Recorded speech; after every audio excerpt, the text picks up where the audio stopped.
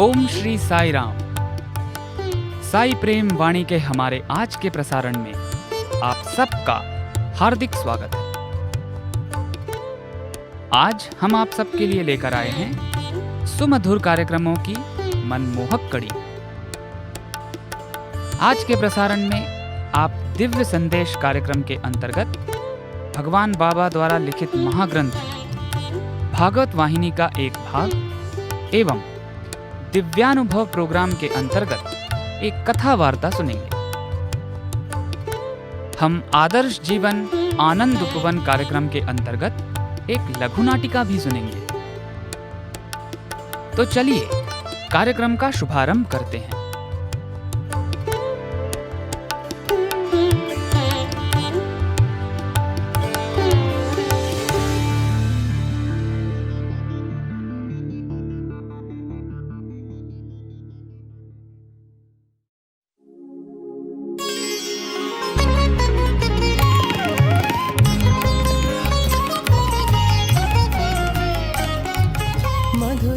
अब प्रस्तुत है दिव्य संदेश।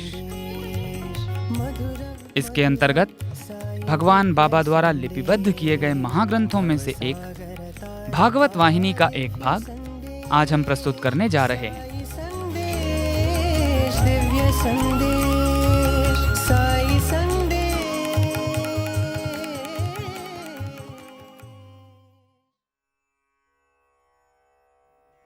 अध्याय 6।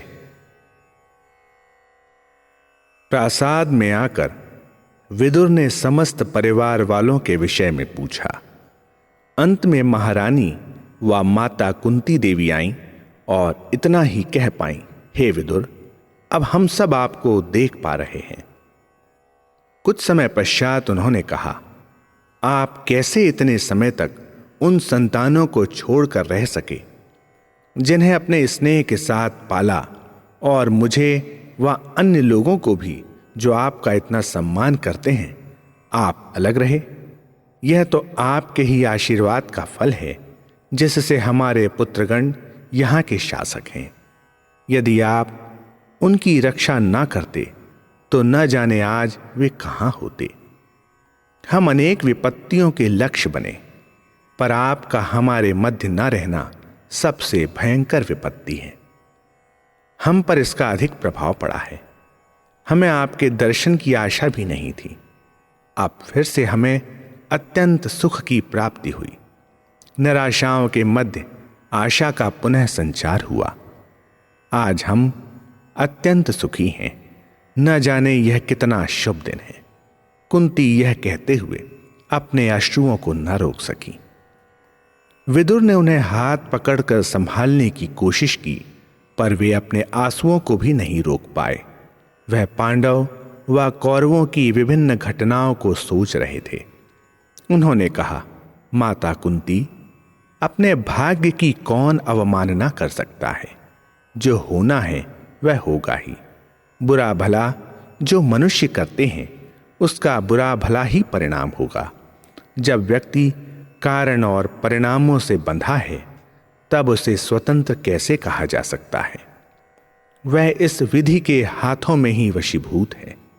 वह जैसे जैसे प्रभाव रूपी लगाम को खींचता है वैसे वैसे ही मनुष्य चलता है।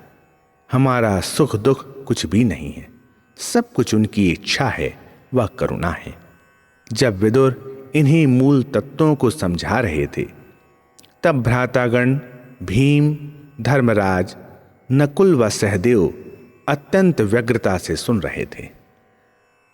सब बातें सुनकर कुंती ने कहा, यद्यपि आपके आशीर्वाद से हमको युद्ध में विजय प्राप्त हुई, पर हम इतने असहाय थे कि द्रौपदी की संतानों को व सुभद्रा के पुत्र की रक्षा नहीं कर पाए। दुर्भाग्य तो हमारे पीछे था। अवश्य यह आपके ही कथनानुसार है कि अपने भाग्य को कोई मिटा नहीं सकता। कुछ भी हो, अतीत को भूल ही जाना चाहिए। जो सुधर नहीं सकता है उसके लिए चिंता करना व्यर्थ है। मैं इतना अवश्य कहूंगी कि आपको देखकर मेरी तृष्णा बुझ गई। आप इतने दिन कहां पर थे, यह मुझसे कहिए। इसे सुनकर विदुर ने कहा कि वह अनेक तीर्थ स्थानों पर गए। अनेक प्रकार के प्रश्न करते हुए विदुर की बातों को पांडवगण सुनते रहे। धर्मराज ने भी अंत में यह कहा कि वह भी उस दिन के लिए प्रतीक्षा कर रहे हैं जबकि इन स्थानों में स्वयं जा पाएंगे व ऐसा ही अनुभव कर पाएंगे। जब भी किसी तीर्थ स्थान का उल्लेख होता तो युधिष्ठिर आंख बंद कर प्रार्थना करने लगते और स्वयं ही उस स्थान का चित्र अपने सामने बना लेते। भीम ने तब यह पूछा, क्या आप द्वारका तक गए थे? कृपया आप उस स्थान का अनुभव हमें बताएं।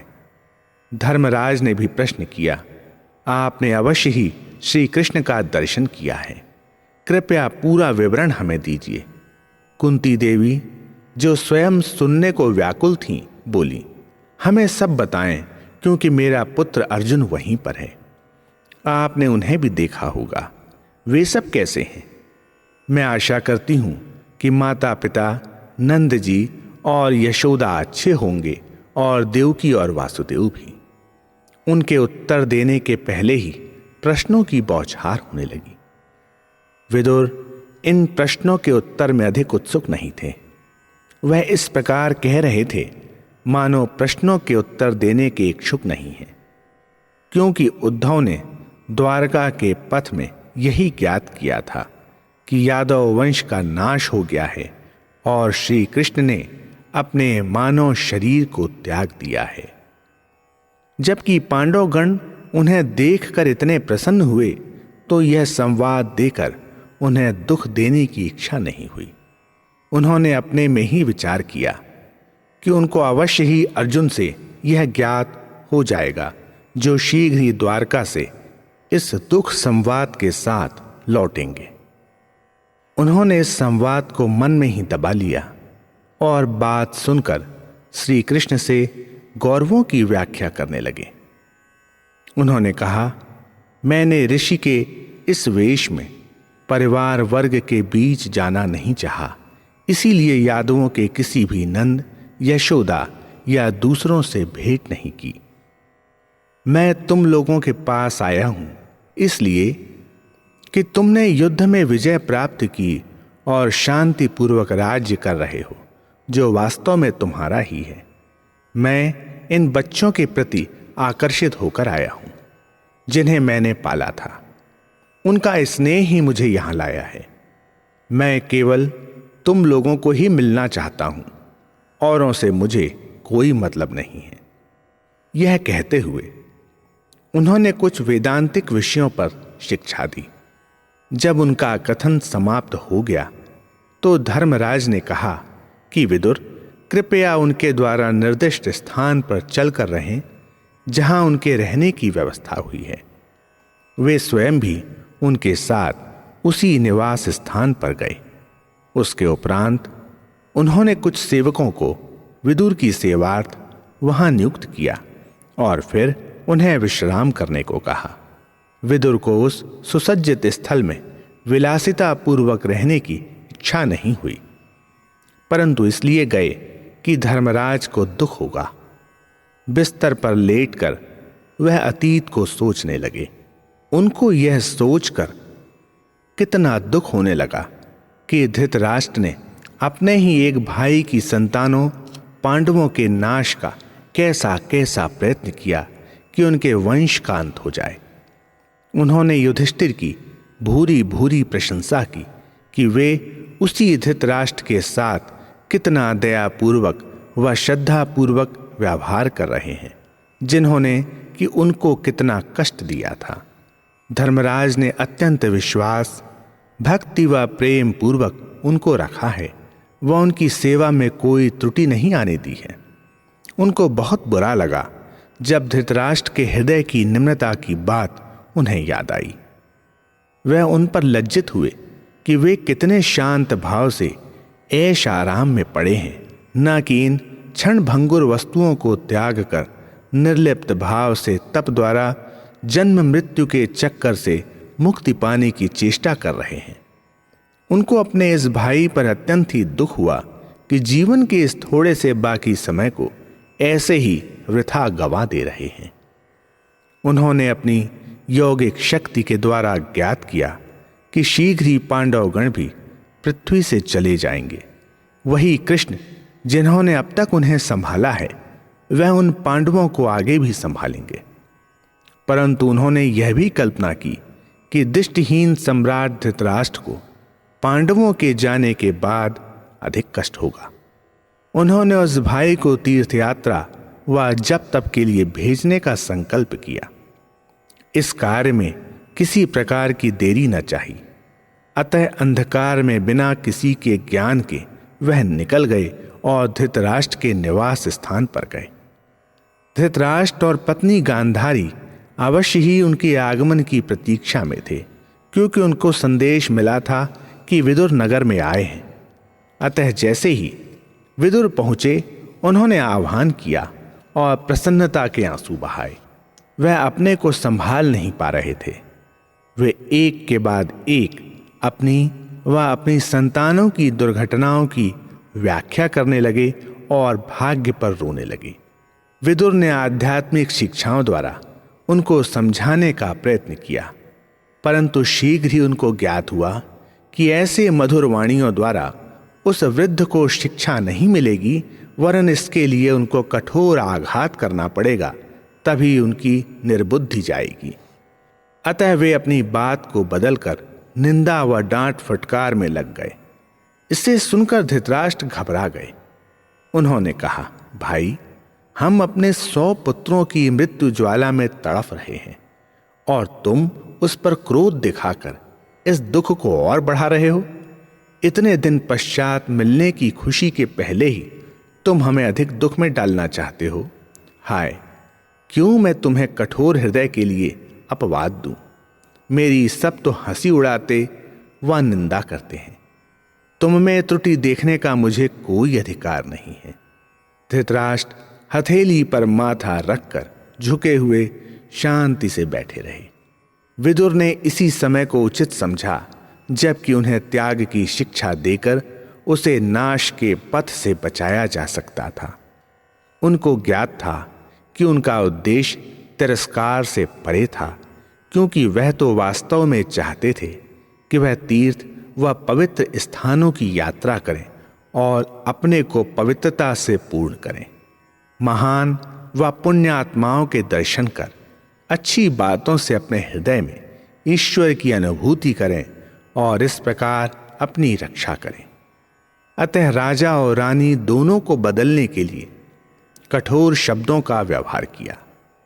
यद्यपि उनकी दशा पर मन से दुखी थे, पर विदुर के मन में उनके बुरे दिनों की चिंता थी, जिसमें केवल ज्ञान द्वारा ही साहस का संचार हो सकता था। अतः उन्होंने उनके कर्म पर कठोर आघात करना चाहा। उन्होंने कहा, अरे मूर्ख सम्राट, तुम में लज्जा नहीं है? क्या अब भी तुम्हें नश्वर वस्तुओं में सुख मिलता है? क्या लाभ है? इस प्रकार मृत्यु पर्यंत इसी निम्नता में पड़े रहोगे? हमने तो सोचा कि इसका पर्याप्त भोग हो चुका है। समय उस सांप की तरह है जो तुम्हें मृत्यु देने की प्रतीक्षा में है। क्या तुम सोचते हो कि इससे बचकर चिरकाल तक जीवित रहोगे? कोई कितना ही महान हो, इससे छुटकारा नहीं पा सकता। तुम इस नश्वर दुनिया में सुख की खोज में दौड़ते हो और मिथ्या संतोष के लिए इन वासनाओं की तृप्ति में लगे हो। अपने बहुमूल्य समय को व्यर्थ में खो रहे हो। अब भी समय है जब यह आरंभ कर सकते हो और जीवन में चरितार्थ कर सकते हो।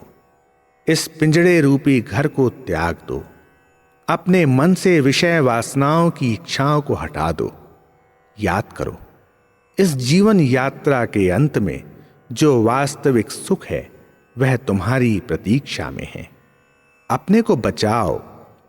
अपने जीवन को मूर्खतापूर्वक संतानों की मृत्यु के दुख में तड़फ कर गंवाने का प्रयत्न मत करो। जीवन त्याग के समय समस्त चिंताओं में एक ईश्वर की चिंता करके मृत्यु लाभ करो।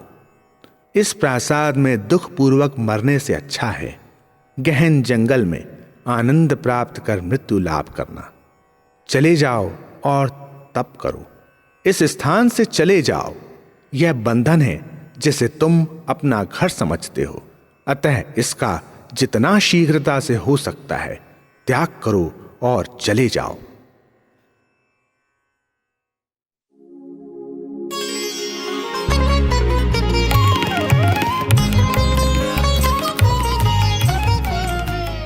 अभी आप सुन रहे थे दिव्य संदेश।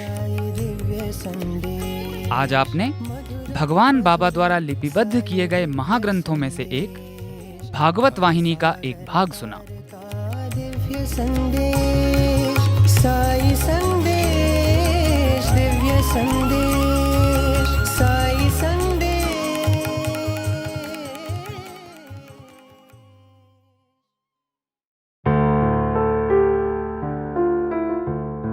अब प्रस्तुत है हमारा प्रोग्राम दिव्यानुभव। आज इसके अंतर्गत हम श्री ऋतुराज जी महाराज द्वारा भगवान के समक्ष सन 2010 के मार्च महीने में प्रस्तुत किए गए श्रीमद् भागवत सप्ताह का एक भाग सुनेंगे।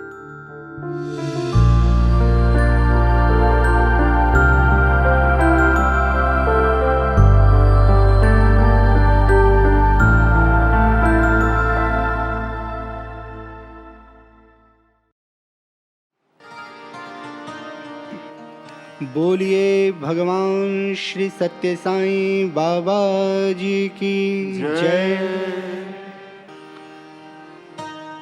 सूर्य में प्रकाश के रूप में विद्यमान, शशि में शीतलता के रूप में विद्यमान, योगियों में योग के रूप में विद्यमान, रचनाकारों में रचना के रूप में विद्यमान, अनंत कोटि ब्रह्मांड नायक, युगावतार, प्रेमावतार, पूर्णावतार भगवान श्री सत्य साईं बाबा जी के चरणों में हम सभी कोटिशः प्रणाम करते हैं, बार बार प्रणाम करते हैं। आइए सज्जनों, माताओं, इस दिव्य रसवंती में प्रवेश के पूर्व भगवान नाम संकीर्तन करें।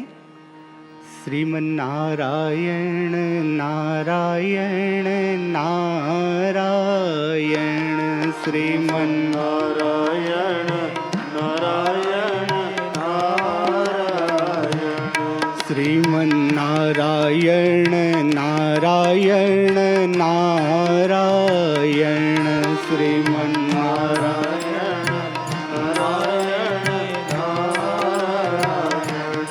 भजमन नारायण नारायण नारायण, भजमन नारायण नारायण नारायण, सत्य नारायण शिव नारायण, सत्य नारायण शिव नारायण, सत्य नारायण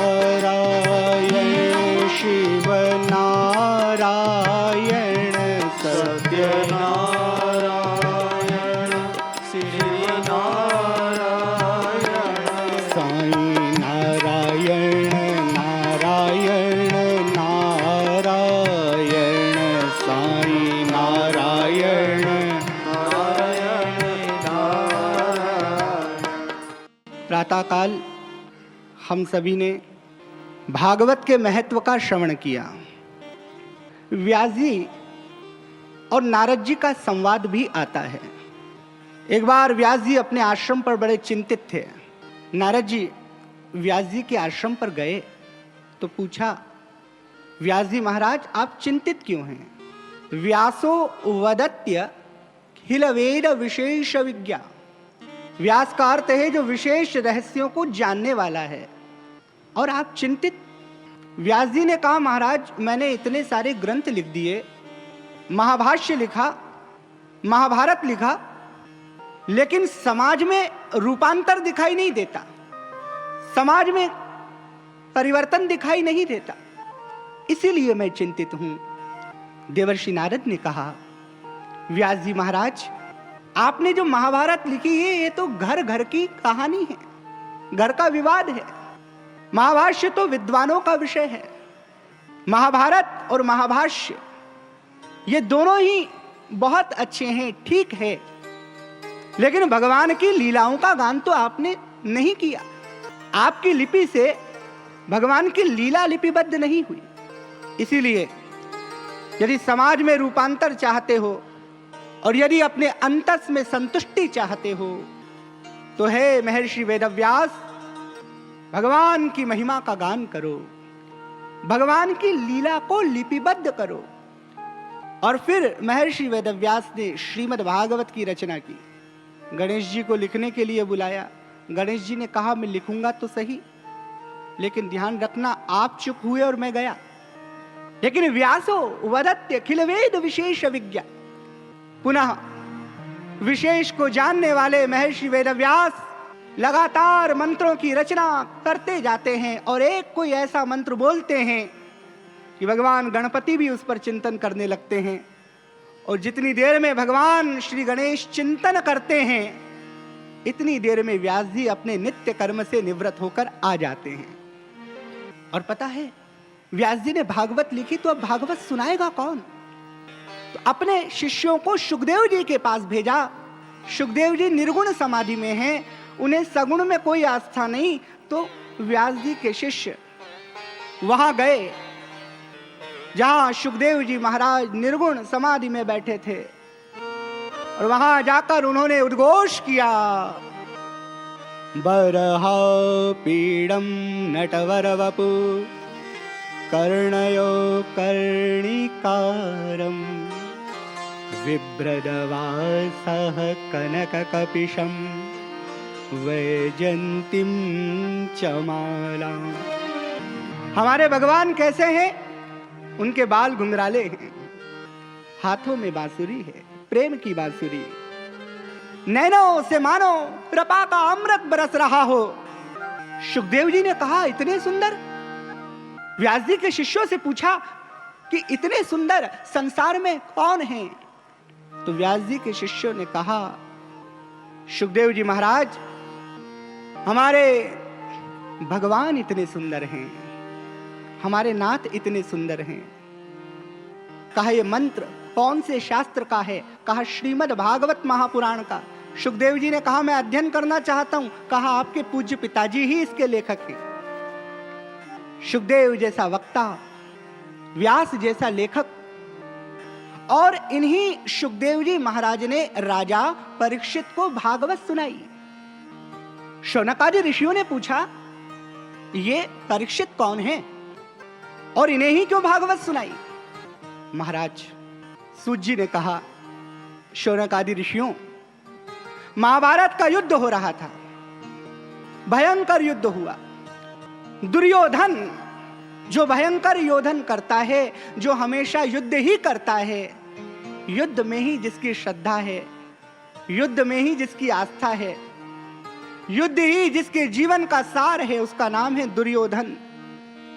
दुर्योधन के पास द्रोणपुत्र अश्वत्थामा गया और उसने पूछा कि मित्र, तुम्हारी ये स्थिति किसने की? दुर्योधन ने कहा कि मित्र अश्वत्थामा, यदि चाहते हो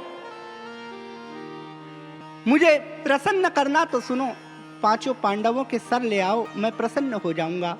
पांचों पांडवों के शीश ले आओ, मैं प्रसन्न हो जाऊंगा। अब देखिए भगवान की कृपा। भगवान तो भगवान है ना। कृष्णा अवतार से लेकर शिरडी अवतार से लेकर इस श्री सत्य साईं अवतार तक भगवान भक्तों की रक्षा कैसे करते हैं? भगवान की रक्षा का अपना ही अलग ढंग है। भगवान अपने भक्तों को अपने ही ढंग से बचाते हैं। भगवान अपने भक्तों को अपने ही तरीके से संरक्षण प्रदान करते हैं।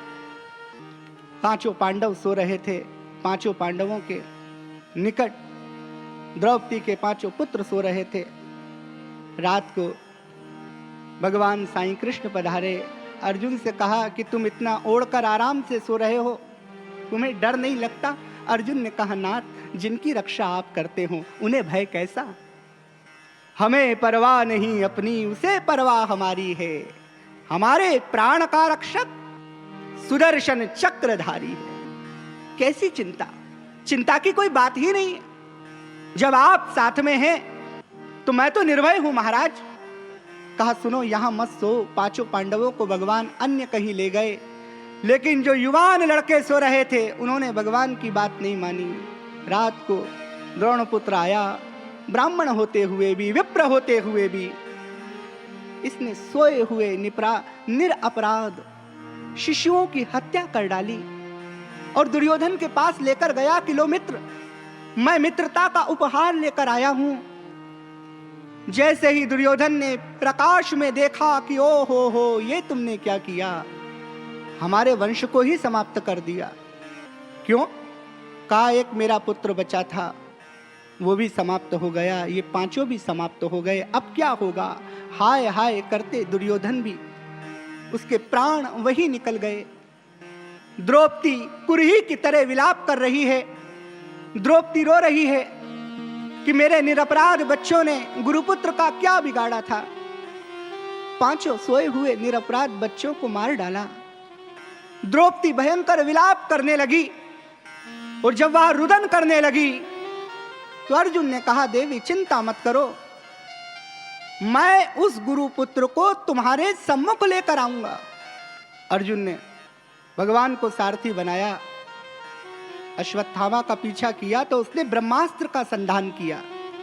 जब अश्वत्थामा ने ब्रह्मास्त्र का संधान किया तो अर्जुन ने भगवान से प्रार्थना की, प्रभु कृष्ण कृष्ण महाबाहो भक्तानाम भयंकरा त्वमेको दायमानानां अपवर्गोऽसि संसृते। हे भगवान, ये ब्रह्मास्त्र तो मुझे जला ही डालेगा। हे भगवान, ये ब्रह्मास्त्र तो मुझे समाप्ति की ओर ही ले जाएगा। हे नाथ, मेरी रक्षा करें। हे भगवान, मुझे बचाएं। तो भगवान ने कहा अर्जुन तुम भी ब्रह्मास्त्र का संधान करो। अर्जुन ने भी ब्रह्मास्त्र का संधान किया। दोनों ब्रह्मास्त्र जब आपस में मिले तो एक भयंकर प्रलय जैसी अग्नि उत्पन्न हुई और वो अग्नि भगवान के आदेश से समुद्र में चली गई। और जब अग्नि समुद्र में चली गई तो अर्जुन ने अश्वत्थामा के बाल पकड़े, घसीटता हुआ शिविर में लेकर आया और द्रौपदी के सामने लाकर डाल दिया। देवी बोलो, इस गुरुपुत्र ने निरपराध बच्चों की हत्या की है, इसे दंड कैसे दें? इसके दंड का विधान क्या है? धन्य है भारत और धन्य है भारत भूमि। अत्रापि भारतम श्रेष्ठम जम्बूद्वीपे महामुने। ये योग की भूमि है, ये अवतारों की भूमि है। भगवान श्री राघवेंद्र का अवतार हुआ तो भारत में, भगवान श्री कृष्ण का अवतार हुआ तो भारत में, और भगवान श्री सत्य साईं बाबा जी का अवतार हुआ तो भारत में। ये संस्कृति का राष्ट्र है, ये वैराग्य का राष्ट्र है, ये अनासक्ति का राष्ट्र है। यहां संग्रह करना नहीं सिखाया जाता, यहां छोड़ना सिखाया जाता है। यहां त्याग की शिक्षा दी जाती है, यहां जीवन मुक्तता का बोध दिया जाता है। द्रौपदी ने जब देखा तो बोली नहीं नहीं, मुंचता मेषा ब्राह्मणो नितराम गुरुम। अरे रे, मारना नहीं, इनकी हत्या नहीं करना, ये हत्या के योग्य नहीं है। ये तो गुरुपुत्र है और गुरुपुत्र है इसलिए सम्माननीय है। द्रोणाचार्य जी महाराज ने जो विद्या अपने सुपुत्र को नहीं दी, वो विद्या आपको दी। क्या गुरु दक्षिणा के बदले में आप यही देना चाहते हैं? मैं जानती हूं, मैं मां हूं ना, मुझे पता है कि अपने बच्चों के जाने का दुख क्या होता है।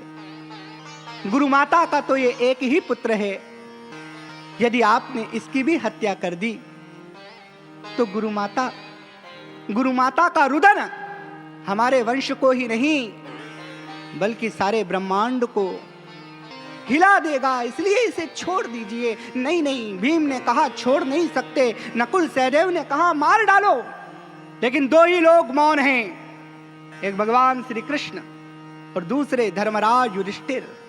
धृति क्षमा दमोस्तोयम शौच इंद्रिय निग्रहम द्रविद्या सत्यम क्रोधो दशकम धर्मम लक्षणम। धर्म को धारण करने वाले हैं युधिष्ठिर और भगवान श्री कृष्ण, वे तो स्वयं नारायण हैं। अब भगवान की कृपा देखिए, भगवान का अनुग्रह देखिए। भगवान के हर अवतार में अनुग्रह का दर्शन तो होता ही है ना। रामावतार में भी ग्रामीणों के बीच में गए, प्राकट्य हुआ महल में और गए जंगल में, यानी ग्रामीणों के बीच में। कृष्णावतार में प्राकट्य हुआ जेल में, लेकिन आए गोकुल में। और इस अवतार में भी भगवान गांव में पधारे और भक्तों को भी शिक्षा दी कि गांव में जाओ। क्यों? क्योंकि भारत गांव में बसता है, भारतीयता गांव में बसती है। और सेवा की आवश्यकता, सेवा की सबसे बड़ी आवश्यकता गांव को है। भगवान बाबा की सबसे अधिक आवश्यकता गांव को है। शहरों में क्या कोई भारत है? भारत तो गांव में मिलता है, भारतीयता तो गांव में देखने को मिलती है। और भगवान भी ग्रामीणों को देखकर, गांव को देखकर कितने द्रवीभूत हो गए हैं। गांव की, बाबा की सेवा, भगवान के सानिध्य में जो गांवों में सेवा हो रही है। अभी हम छत्तीसगढ़ गए थे, वहां देखा आदिवासियों के बीच में भगवान बाबा के संगठन ने दिव्य आयोजन कराया। तो आदिवासियों ने कहा कि महाराज, यहाँ तो चंपारण्य है, यहाँ तो एक प्रकार का पुष्टि मार्ग का बहुत बड़ा मुख्यालय है, लेकिन आज तक जितने भी आयोजन हुए, उन आयोजनों में जो लोग बाहर से आए उन्हीं ने बोला और उन्हीं ने सुना। लेकिन धन्य है भगवान सत्य साईं बाबा को कि ऐसी भागवत कराई कि हम ग्रामीण जनों को, हम साधारण जनों को भी सुनने का सौभाग्य प्राप्त हुआ। ये करुणा तो भगवान बाबा की ही है ना, ये स्नेह तो भगवान बाबा का ही है ना। अब निर्णय भगवान पर छोड़ा गया कि आप ही निर्णय करें। भगवान ने कहा, पूजिए विप्र सकल गुणहीना, पूजिए विप्र सकल गुणहीना, पूजिए विप्र सकल गुणहीना, शूद्र न गुण गण वेद प्रवीणा,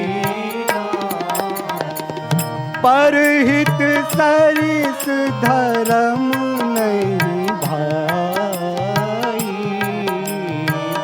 परहित सरिस धर्म नहीं भाई, और पर पीड़ा सम नहीं अधमाई, पर पीड़ा सम नहीं अधमाई। भगवान ने स्पष्ट कहा कि सुनो अर्जुन, ये ब्राह्मण है, गुरुपुत्र है, इसे मारना उचित नहीं है। क्यों? क्योंकि तुमने जिन गुरु से विद्या ग्रहण की, तुमने जिन गुरु से बोध सीखा, तुमने जिन गुरु के माध्यम से शस्त्र और शास्त्र के गहरे से गहरे रहस्य जाने, उस गुरुपुत्र की हत्या अच्छी बात नहीं है। इसके सर में एक मणि है जो इसके ब्राह्मणत्व का प्रतिनिधित्व करती है, उस मणि को निकाल लो, ये ब्राह्मण ही नहीं रह जाएगा।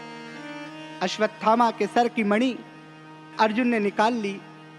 अश्वत्थामा को तो अर्जुन को धन्यवाद देना था कि छोड़ दिया, काम तो उसने ऐसा किया था जिसमें मृत्यु आनी ही थी। लेकिन देखिए, उर्दू के बड़े प्रसिद्ध शायर हैं बशीर बद्र, उन्होंने एक बहुत अच्छी बात कही।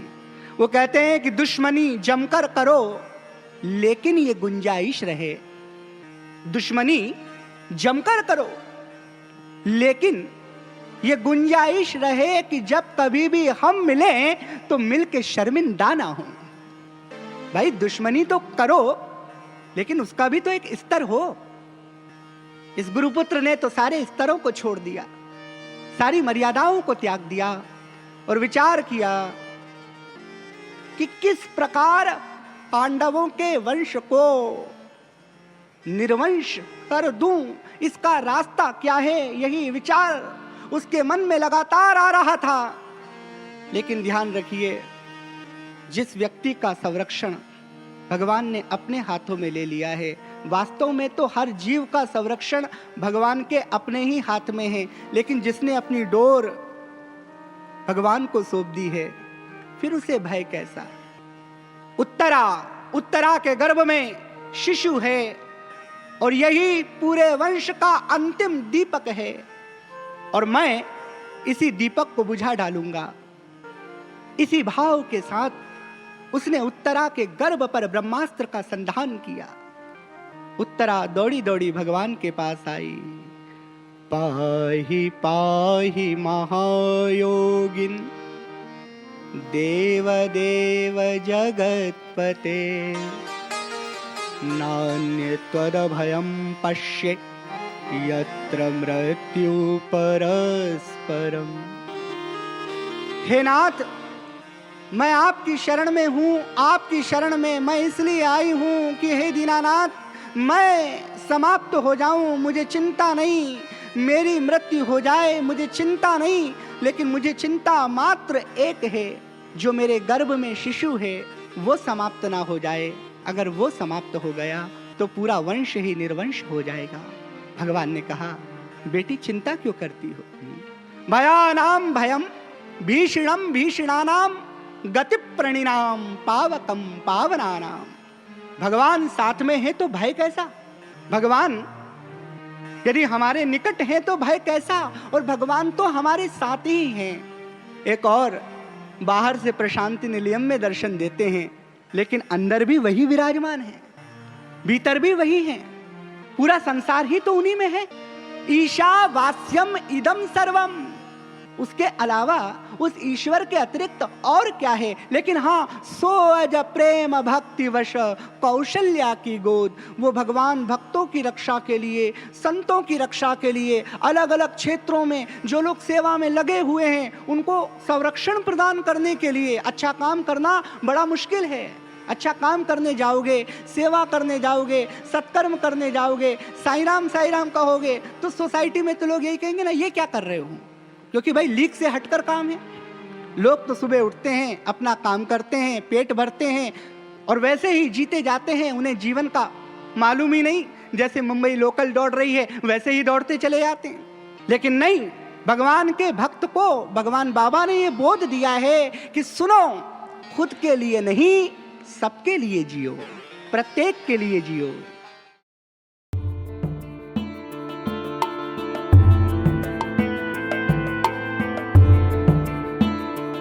अभी आप सुन रहे थे हमारा दिव्यानुभव प्रोग्राम। आज इसके अंतर्गत आपने श्री ऋतुराज जी महाराज द्वारा भगवान के समक्ष सन 2010 के मार्च के महीने में प्रस्तुत किए गए श्रीमद् भागवत सप्ताह का एक भाग सुना।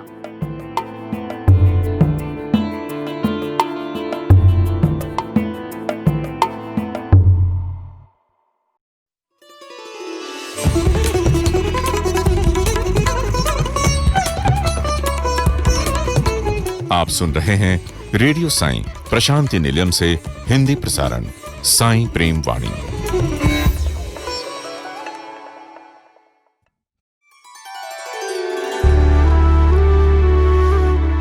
अब प्रस्तुत है हमारा आदर्श जीवन आनंद उपवन कार्यक्रम। आज इसके अंतर्गत हम भगवान बाबा के बेंगलुरु स्थित महाविद्यालय के छात्रों द्वारा भगवान बाबा के समक्ष 22 अगस्त सन 2004 को साई कुलवंत हॉल में प्रस्तुत किए गए नाटक का दूसरा भाग सुनेंगे। ये प्रस्तुति श्री शिरडी साई बाबा जी के जीवन पर आधारित है।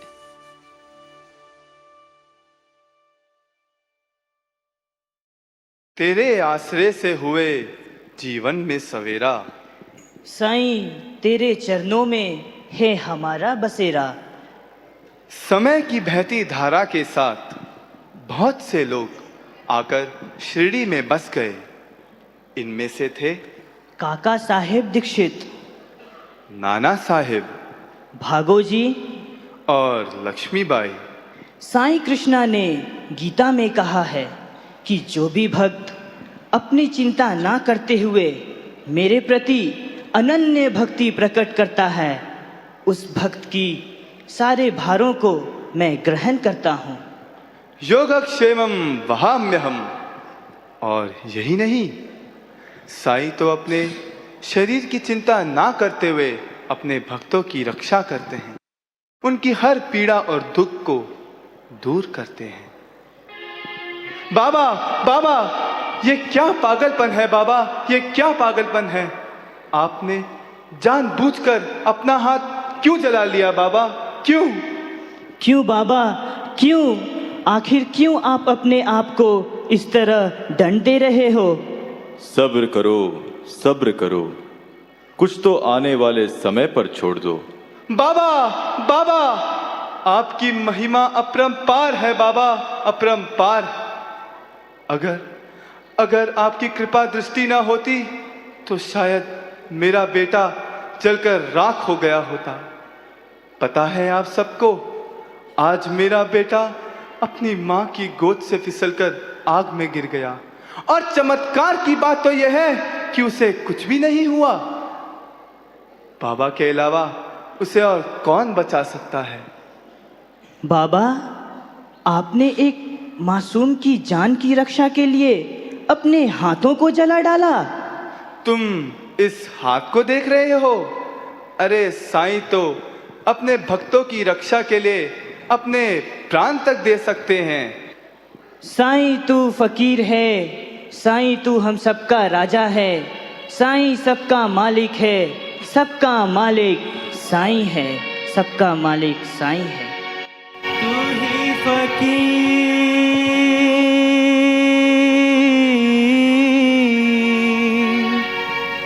तू ही है राजा, तू ही है साईं, तू ही है बाबा।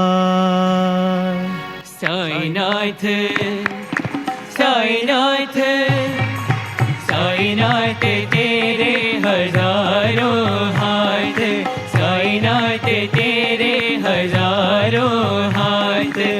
जिसने तेरा नाम लिया, जिसने तेरा नाम लिया, तू हो लिया उसके साथ। साईनाथ, साईनाथ, साईनाथ तेरे हजारों हाथ, साईनाथ तेरे हजारों हाथ।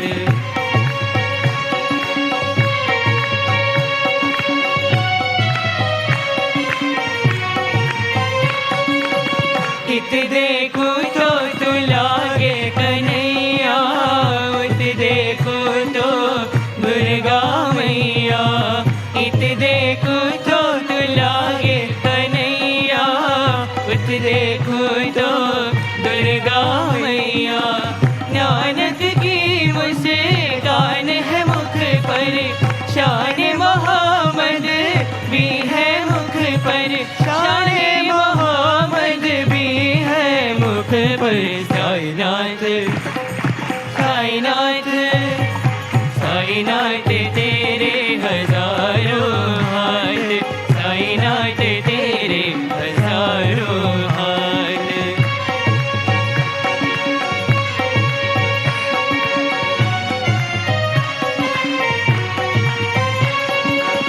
तेरा दर है दया का सागर, सब मजहब भरते हैं गागर।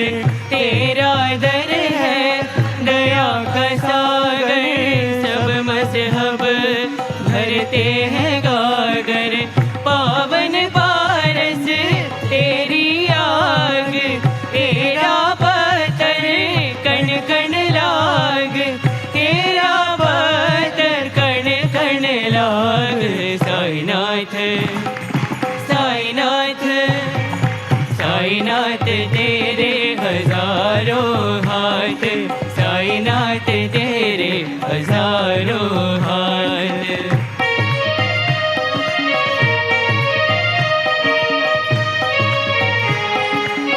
तेरा मंदिर सबका मदीना जो भी आए सीखे जीना, तेरा मंदिर सबका मदीना जो भी आए सीखे जीना। तू चाहे तो टल जाए घाट, तू ही बोला तू ही नाथ, तू ही बोला तू ही नाथ। साईनाथ साईनाथ साईनाथ तेरे हजारों हाथ, साईनाथ तेरे हजारों हाथ। जिसने तेरा नाम लिया, जिसने तेरा नाम लिया, तू हो लिया उसके साथ। साईनाथ साईनाथ साईनाथ तेरे हजारों हाथ, साईनाथ तेरे हजारों हाथ। साईनाथ गुरु माझे आई, मजला ठाव द्यावा पाई।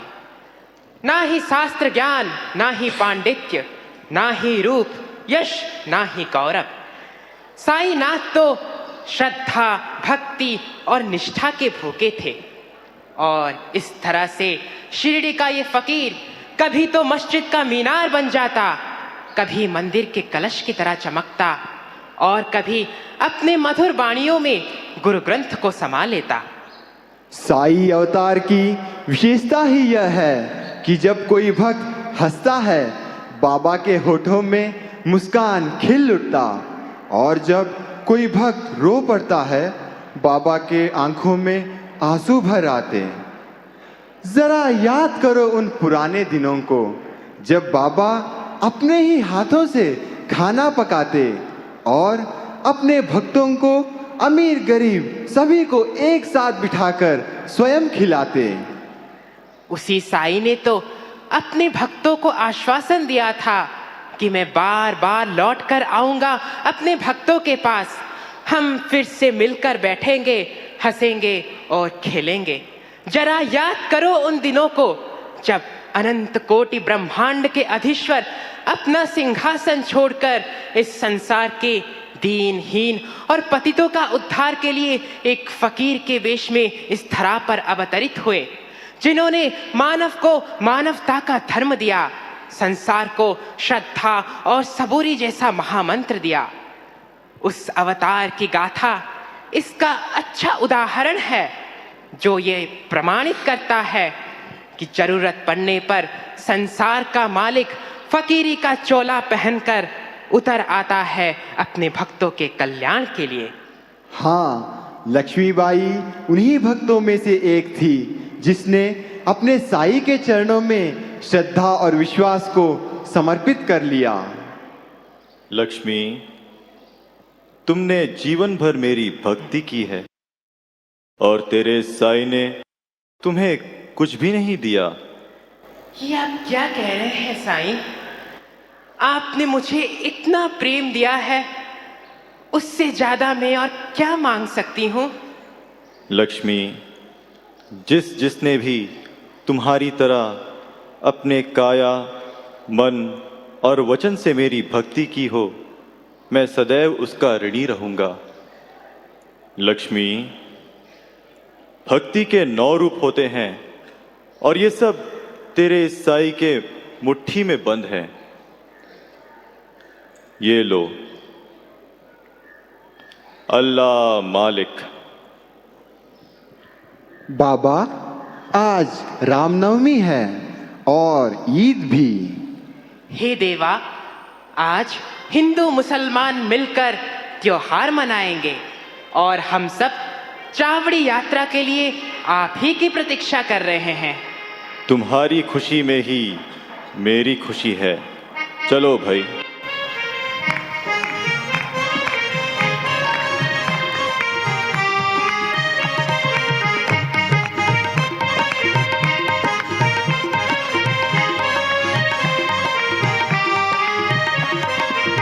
तारीफ तेरी निकली है दिल से, आए हैं लब पे बन के कवाल।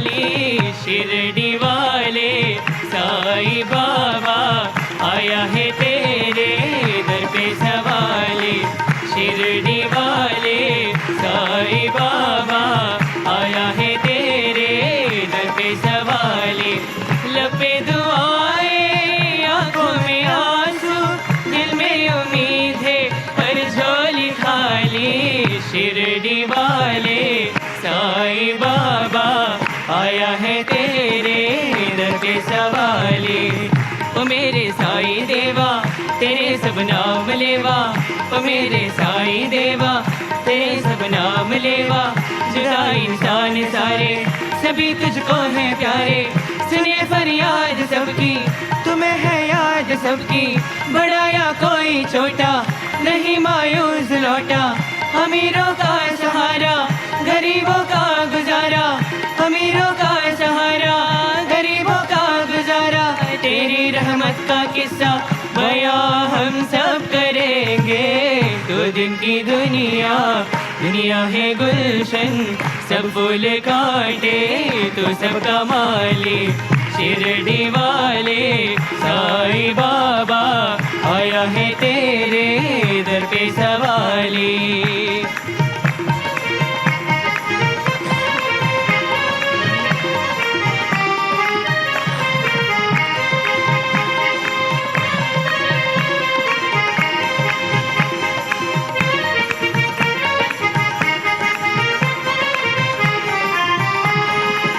खुदा की शान तुझमें दिखे भगवान तुझमें, खुदा की शान तुझमें दिखे भगवान तुझमें।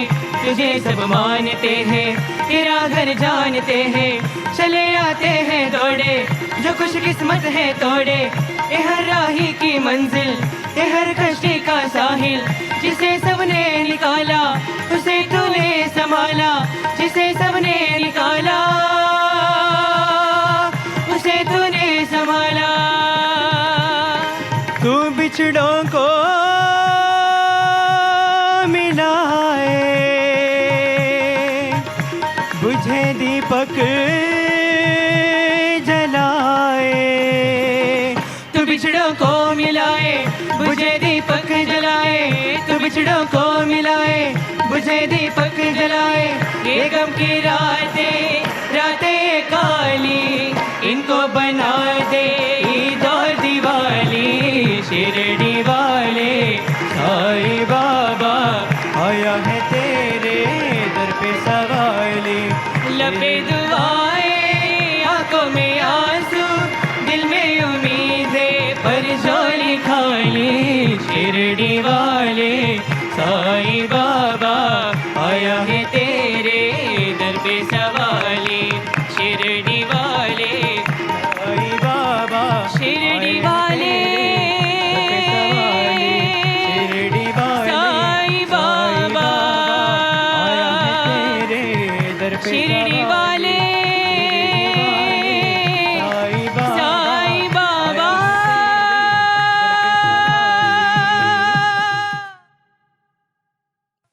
विसिना लीला असंख्य रूपाणी, हरिसी दीनाचे तू संकट दिन रजनी। जय देव दत्तावधूता हो साई अवधूता, जोडुनि कर तब चरणी देवी तो माता।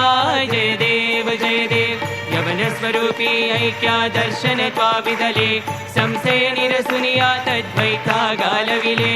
गोपी चंदा मंदा त्वाची उद्धरिले, मोमिन बंसी जन्मुनि लोका तारियले। जय देव दत्तावधूता हो साई अवधूता, जोडुनि कर तब चरणी देवी तो माता। जय देव वेदन तत्वी हिंदू यवनाचा काही, दावायासी झाला पुनरपि नरदेही। पाहसी प्रेमाने तो हिंदू यवनाही, दाविसी आत्मत्वाने व्यापक हा साई। जय देव दत्तावधूता हो साई अवधूता, जोडुनि कर तब चरणी देवी तो माता। जय देव देवा साई नाथा त्वत्पठनट भावे, परमाजा मोहित जन मोचन जानविले। कृपया सकलांचे संकट निरसावे, देशिल तरिते त्वद्दिश कृष्णाने गावे। जय देव दत्तावधूता हो साई अवधूता, जोडुनि कर तब चरणी देवी तो माता। जय देव दत्तावधूता हो साई अवधूता, जोडुनि कर तब चरणी देवी तो माता। जय देव दत्तावधूता हो साई अवधूता, जोडुनि कर तब चरणी देवी तो माता। जय देव समर्थ सद्गुरु श्री साईनाथ महाराज की जय।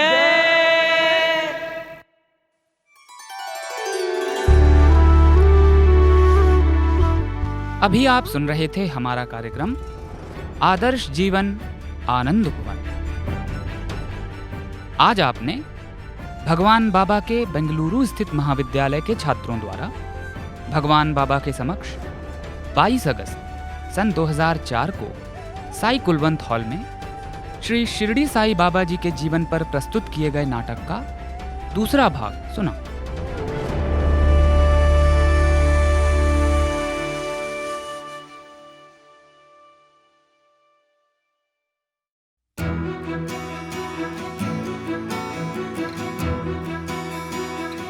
स्वामी के अद्भुत प्रेम प्रसंगों में रचे बसे साई प्रेम वाणी के इस प्रसारण का आज यहीं समापन होता है।